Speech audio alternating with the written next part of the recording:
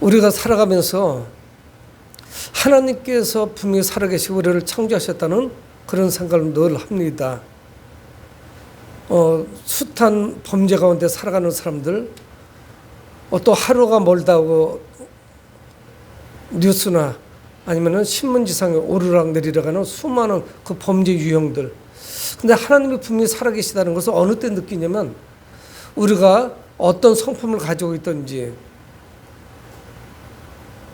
그 성품이 선한 성품이다 아니면 악한 성품이든 간에 우리 안에 선한 양심이 있어서 그나마 조금 남아 있어서 내가 한 그 잘못된 행위 이거를 금방 깨닫습니다. 아, 내가 이거 실수했구나.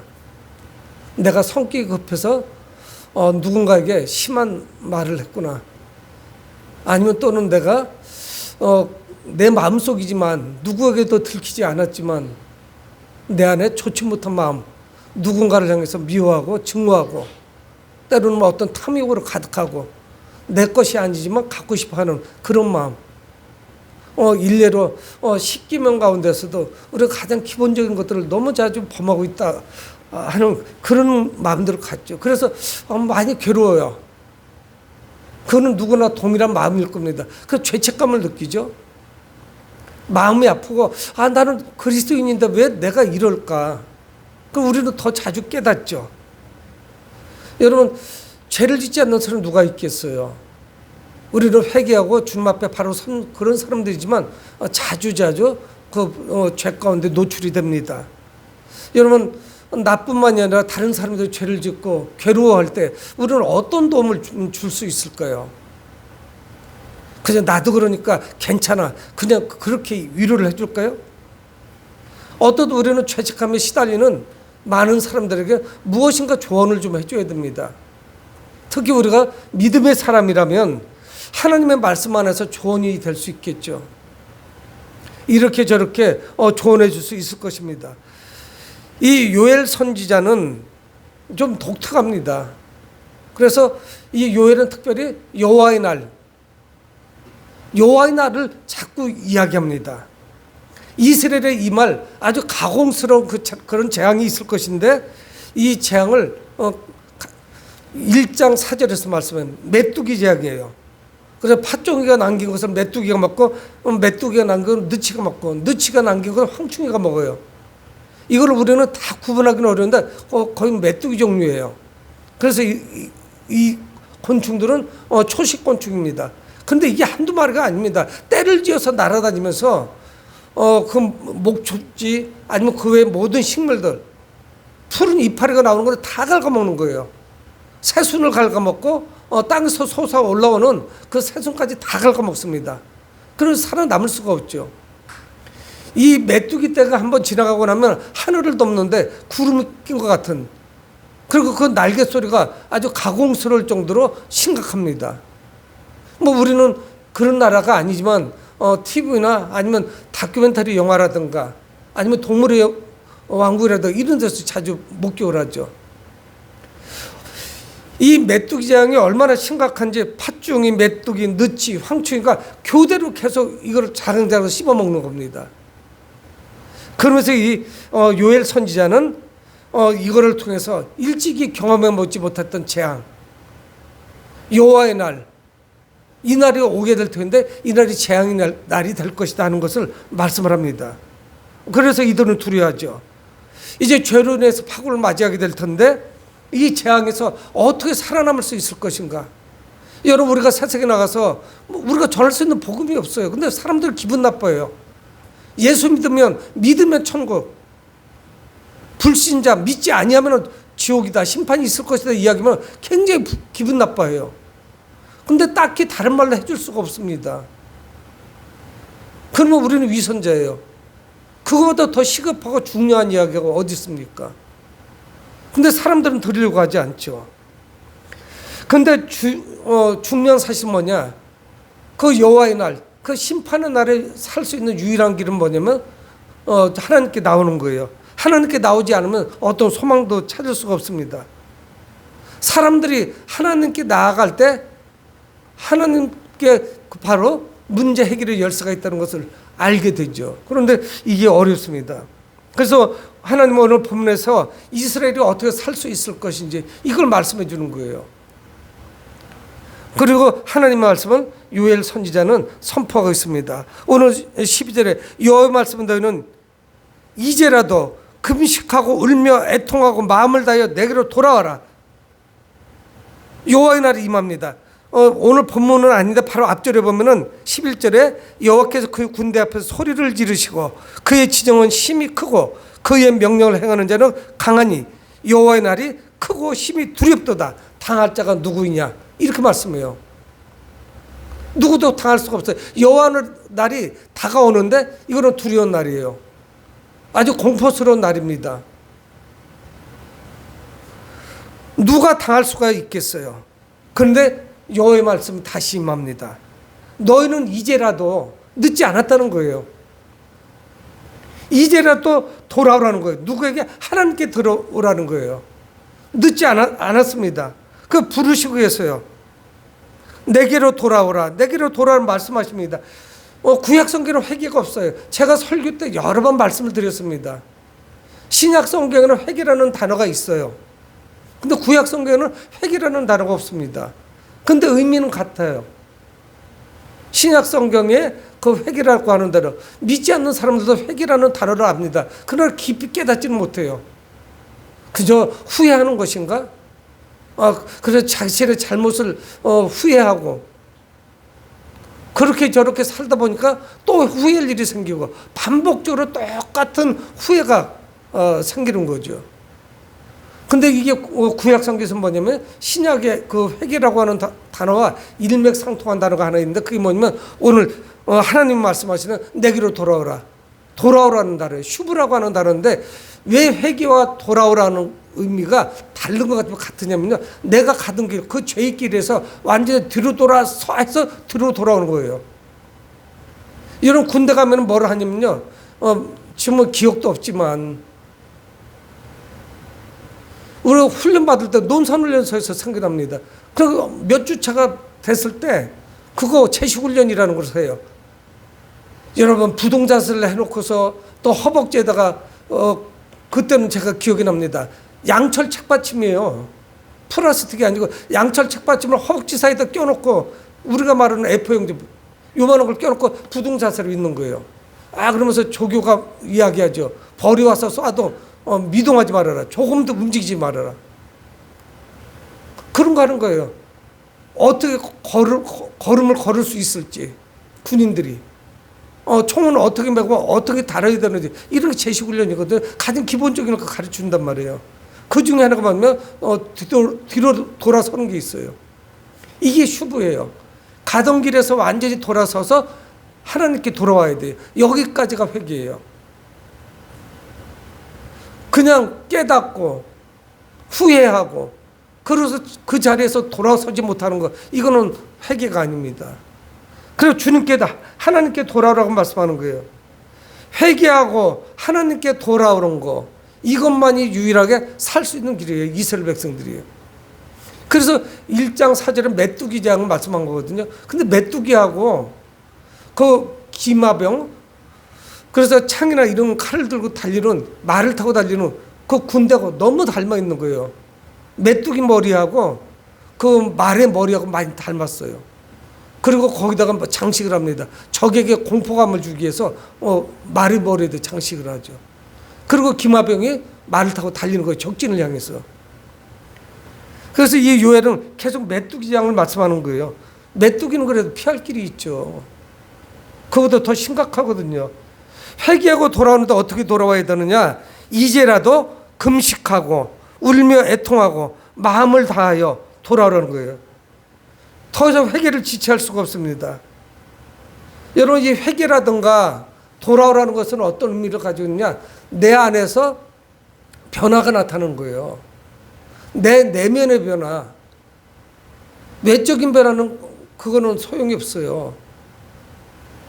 그거는 가짜입니다. 그런 위선에 속으면 안 돼요. 후회하고 마는 거는 그건 외면에 약간 그런 기미만 보이는 것이지 그 내면의 변화가 일어나는 것이 아닙니다. 그래서 하나님 뭘 말씀하냐 13절에 너희는 옷을 찢지 말고 마음을 찢으라. 하나님만 한두 번 속으신 게 아니에요. 그래서 오죽하면 이사야서 1장에 계속 경고 말씀하는 거예요. 너희들이 두 손을 들고 내게 어떤 예물을 드리고 나를 향해서 기도해도 내가 너희들 그것을 듣지 않겠다는 거예요. 하나님 위선으로 보시는 거예요. 여러분 성경에 보면 이스라엘 백성들은 전통적으로 옷을 찢습니다. 국가의 위기가 오거나 개인적인 위기가 찾아오면 하나님 앞에 무릎 꿇고 옷을 찢어요.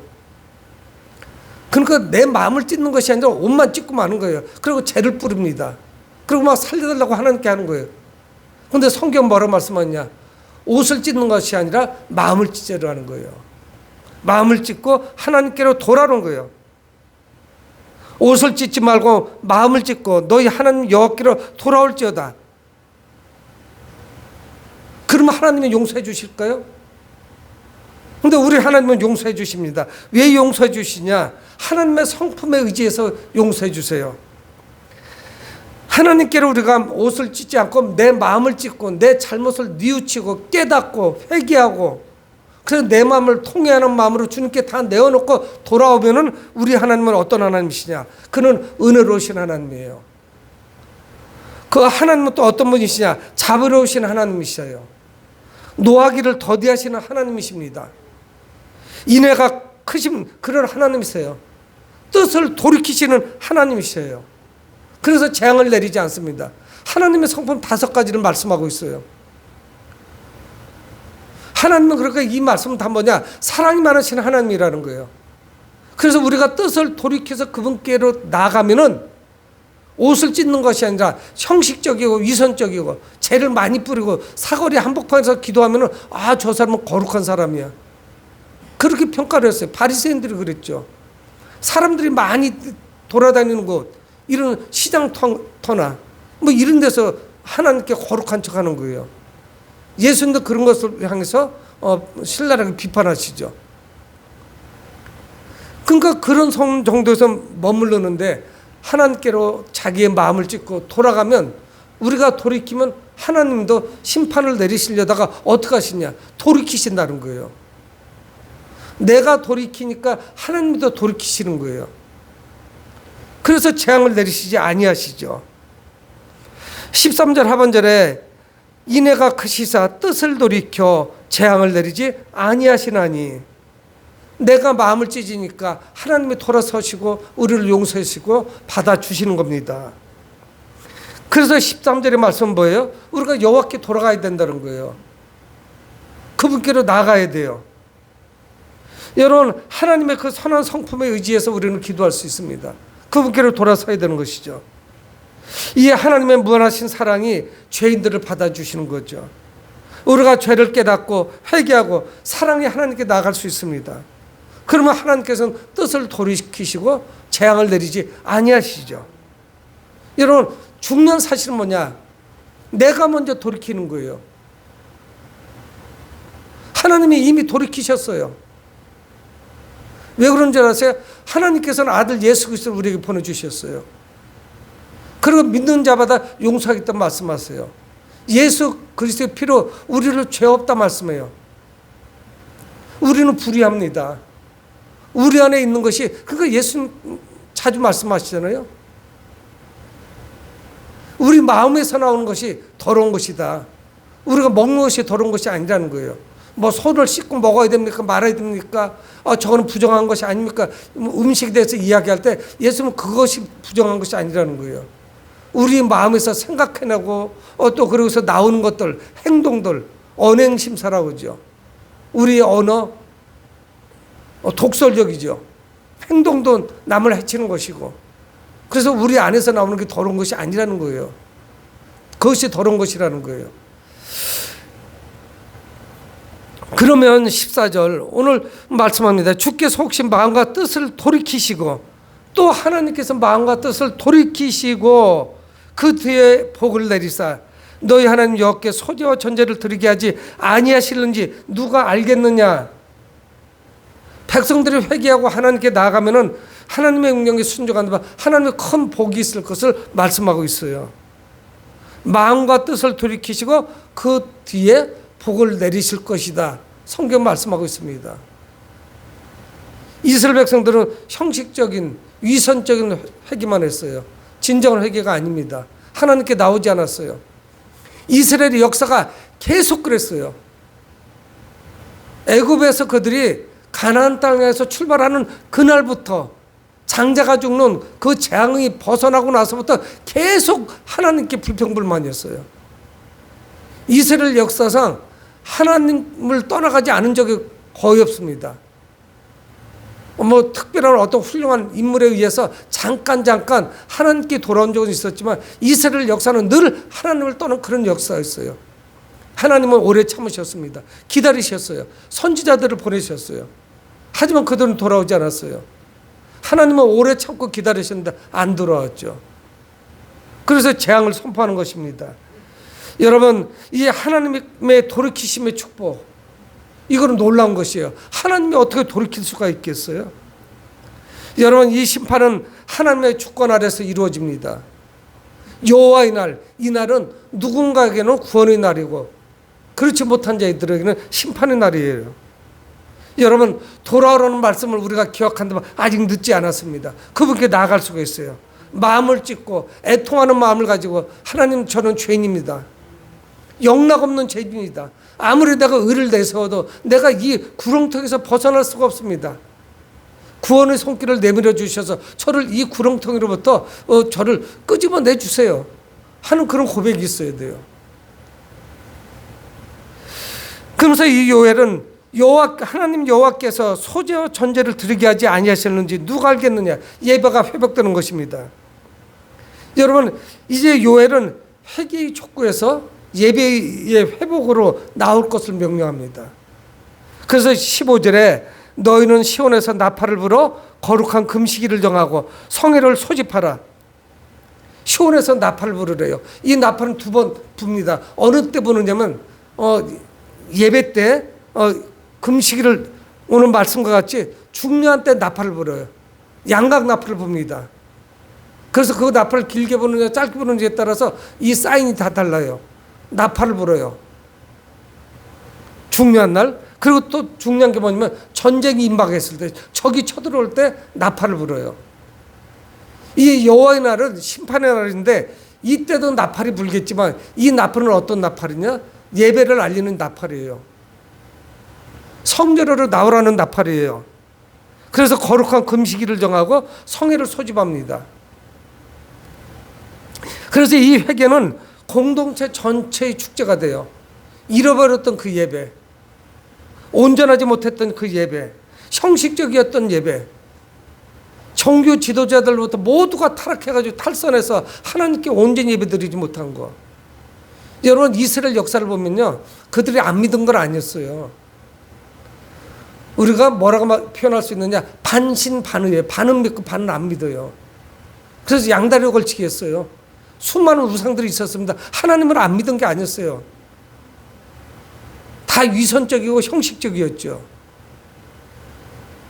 여러분, 현대를 살아가는 저희들에게도 하나님보다 더 사랑하는 것이 있다면, 여러분, 우리가 사랑하지 않을 수 있겠어요? 자녀를 사랑하기도 하고 어떤 것을 더 좋아하는 경우도 있지만 그것이 신이 되면 이거는 우상숭배예요.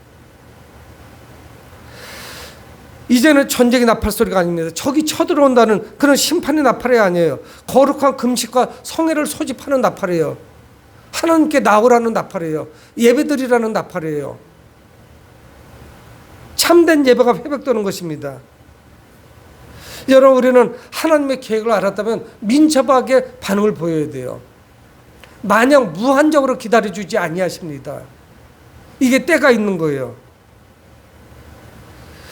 여러분, 우리가 영적으로 둔감하다면 이 심판을 피할 길이 없어요. 이구동성으로 하는 이야기예요. 어떻게 예수를 인격적으로 만나고 하나님을 인격적으로 만났다면 불신자로 갈 수 있는지 저는 이해할 수가 없어요. 그 구원의 진리를 알았다면, 내가 어떻게 이 악의 구렁텅이에서 이 심판을 모면할 수 있다면, 그 길이 무엇인지 내가 안다면, 누가 와서 너는 교회 나오지 말라고 등을 떼버려도 나올 거 아니에요. 내가 사는 길이 이것뿐인데. 근데 어떤 신앙관을 가지고 있었길래 주님을 등지고 나가요. 이해할 수가 없어요. 이 코로나를 거치면서 부지기수입니다. 그런 사람들이. 물론 교회에서 상처도 받겠죠. 목사님 때문에 상처받고 다른 성도 때문에 상처받고. 여러분 가난이란 의미는 좋은 의미이지 않겠어요? 적과 꿀이 흐르는 땅, 가난을 향해서 이스라엘 백성들이 들어갔죠. 그거 거꾸로 해보세요. 안 나가. 그래서 지금 질비하다는 거예요. 현재 교회에 나오는 성도의 10%, 20%, 그 이상 30%까지가 안 나가 성도래요. 난 교회 안 나갈 거예요. 여러분 교회를 안 나오고 신앙이 어떻게 유지가 됩니까? 공동체에 나와서 하나님을 예배드려야 되고요. 여러분 그런 운동은 숱하게 많았어요. 무교회주의자. 교회는 좋긴 좋은데 교회 없이 우리가 한번 해보자. 여러분 그런 거를 전부 실패했습니다. 스스로 어떻게 신앙생활을 해요. 모이기에 힘써야지. 그래서 이 예배의 자리로 나오라는 거예요. 이건 모래알 아니에요. 이스라엘 백성들은 하나가 되지 않았던 거거든요. 제사장부터 다 타락했어요. 그래서 선지자들을 통해서 계속적으로 하나님께서는 추궁하십니다. 목자들부터 하나님께서 심판하시겠다는 거예요. 지도자가 매우 중요하죠. 자기만 꼴을 먹고 양떼는 먹이지 않는 거예요. 다 짓밟아 놓는 거예요. 자기만 좋은 거 먹는 거예요. 그 생수의 근원에 나가서 물을 마시고 그리고 다 어질러 놓는 거예요. 남들은 못 마시게 만드는 거예요. 여러분 심판이 어디부터 시작되는 줄 아십니까? 성경 분명히 말씀해요. 이 교회부터 심판이 시작돼요. 성전에서 시작되는 거예요. 바깥부터 시작되는 것이 아니죠. 바로 서지 못한 자들. 이 예배가 회복되어야 됩니다. 그래서 우리는 영적으로 민감해야 돼요. 회개한 자들의 예배는 이스라엘 사람들 모두가 참석해요. 16절에 보면 한 명도 예외가 없어요. 백성을 모아 그 몸을 거룩하게 하고 백성들을 모으죠. 장로들을 모으며 이거는 뭐 이해할 수 있어요. 장로니까. 어른들이니까 장로들 모아야죠. 어린이와 젖먹는 자를 모으며. 여러분 나라가 망한 게 심판을 초래한 것이 어린아이와 젖먹이 때문에 그런 게 아니에요. 어린아이와 젖먹이가 무슨 죄를 범했어요? 무슨 우상숭배를 범했습니까? 근데 이 젖먹이와 어린아이까지 다 나오라는 거예요. 하나님께 예배드리는 장소로 다 나오라는 거예요.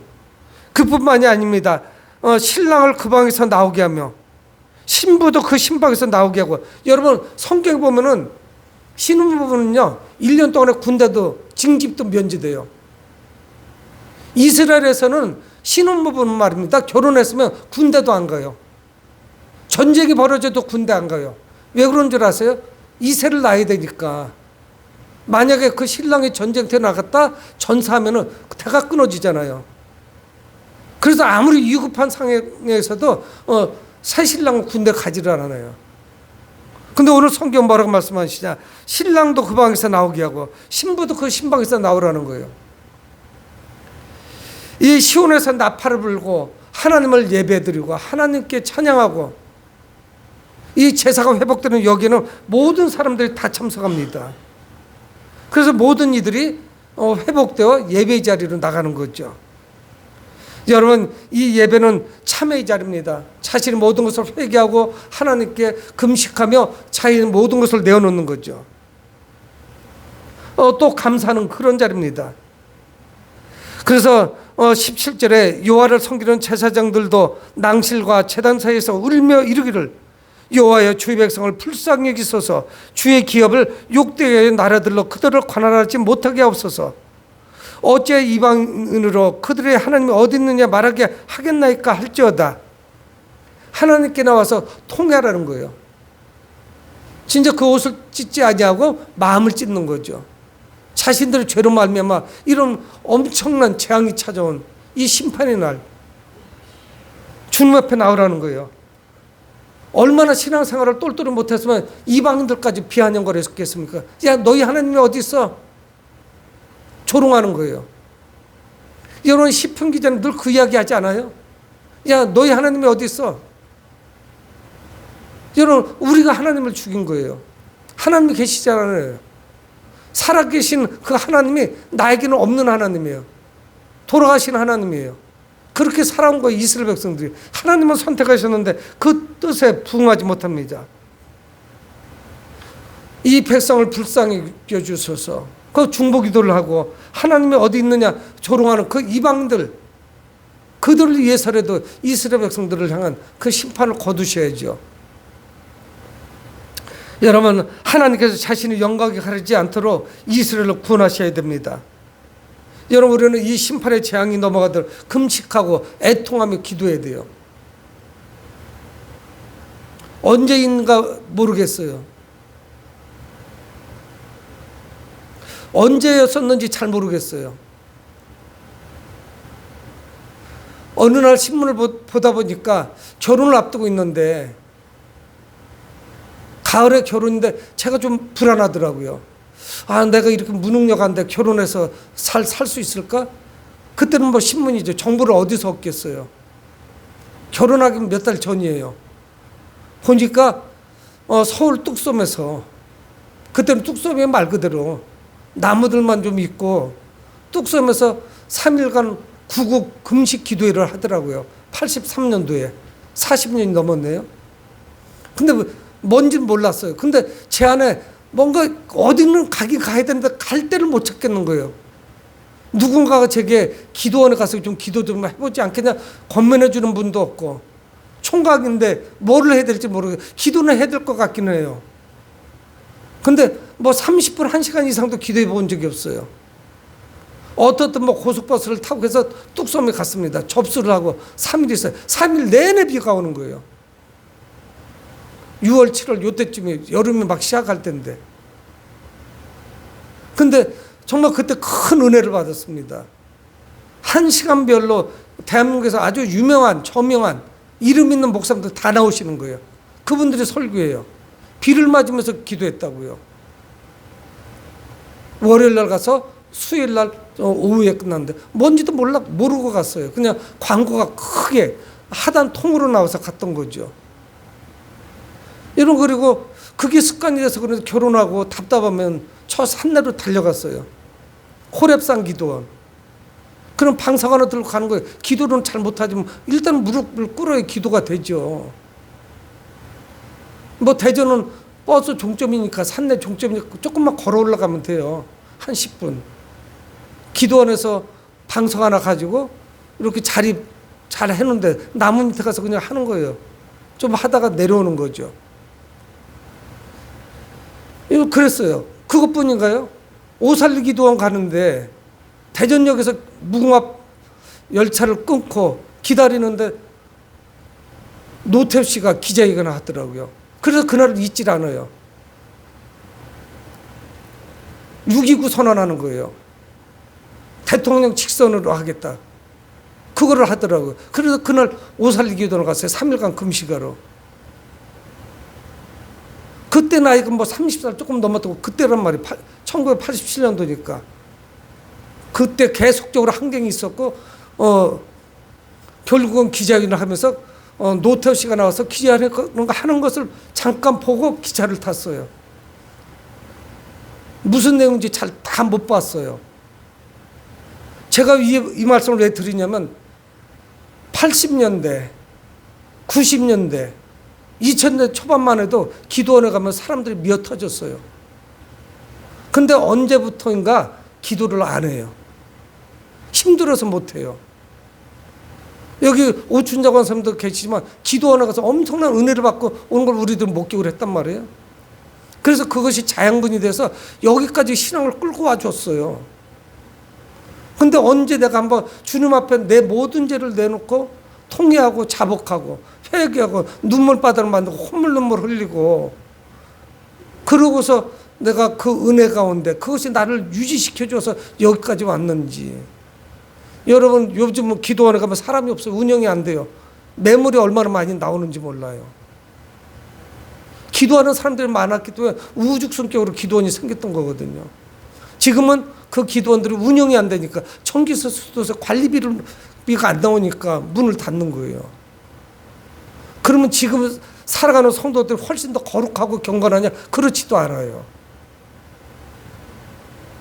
여러분, 저는 목사로서 두렵고 떨리는 마음으로 말씀을 드리는 겁니다. 파수꾼이 그것을 전달하지 않으면 파수꾼이 책임져야 돼, 핏값을. 적이 쳐들어오는데 불침번지 졸고 있었던 거예요. 보조금 안 쓰고. 그건 본인이 책임져야 돼요. 내가 두 눈을 부릅뜨고 지키다가 경고를 했음에도 불구하고 이들이 대처를 안 한 거는 핏값을 그들에게 묻겠다는 거예요. 그러나 내가 잘못하면 나한테 묻는 거예요. 저는 목사로서 엄청난 영적 부담감을 가지고 있습니다. 좋은 거, 복음, 복 받는 것만 이야기해야 되나. 정말 어떤 것을 말씀을 드려야 되는지. 오늘 성경 분명히 말씀합니다. 여호와의 날이 다가오지만 참된 회개가 있는 자, 이런 자를 하나님이 받아주세요. 예배가 회복됩니다. 여러분, 우리는 오늘 사순절 세 번째 주를 맞이합니다. 하나님의 백성이라는 그 이름, 내가 그리스도인이라는 신자라는 그 이름, 이것이 어떤 일을 해도 무방하다, 다 용서된다, 그런 의미는 아닙니다. 하나님의 백성에게 살며시 그 죄가 들어와요. 그거 죄가 스며들어와요. 우리는 그런 죄를 경계해야 돼요. 우리의 죄나 신앙의 태만으로 인해 하나님께 멀어지는 성도가 있으면 하나님께 돌이키셔야 됩니다. 이제라도 깨달았으면 지체하지 말아야 돼요. 어느 선까지 회개가 돼야 되는지 잘 모르겠어요. 그분의 소관이니까. 어떻게 해야 될지 잘 몰라요, 우리는. 근데 마음을 찢어야 돼요. 정말 애통하는 마음으로 나와야 돼요. 오늘 성경 분명히 말씀하고 있습니다. 모든 죄를 내어놓고 눈물로 통곡해야 돼요. 오늘 17절 말씀하지 않아요? 제사장들 향해서 그 제단 사이에서 울며 이르라는 거예요. 우리를 불쌍히 해주소서, 이 죄인을. 그렇게 기도하라는 거예요. 하나님의 넓은 사랑은 어떤 죄든지 용서하십니다. 하나님은 우리를 위해서 아들 예수 그리스도를 십자가에 못 박게 넘겨주시지 않았어요? 사랑하는 성도 여러분, 우리가 사순절 기간을 지금 살아갑니다. 그리고 3월 마지막 주일이 부활절이에요. 올해는 조금 이릅니다. 보통 4월 중순이 부활절인데 우리가 이 기간을 어떻게 보내느냐. 감사가 회복되는 그런 절기, 예배가 회복되는 그런 절기, 우리의 회개, 그 회개, 통해하는 회개가 있는 그런 절기로 보내는 여러분들이 되시길 주의 이름으로 축복을 드립니다. 고마우신 아버지 하나님, 주의 은혜를 감사합니다.